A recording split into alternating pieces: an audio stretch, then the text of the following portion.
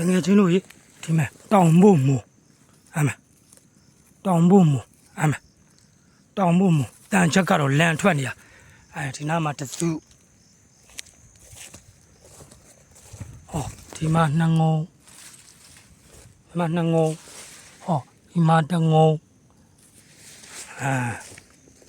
ဟောဒီဘက်မှာရောအမရောအမရောဒီဘက်မှာရောဟောဒီမှာရော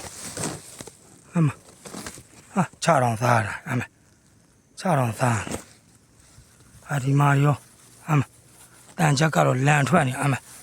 ဟောငွေချင်းတို့ကျေးဇူးများတင်တယ်တန်ချက်ကတော့လန်ထွက်နေတာနဲလို့မို့လား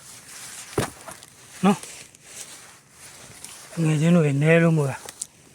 စာကြည့်လိုက်အောင်စာကြည့်လိုက်အောင်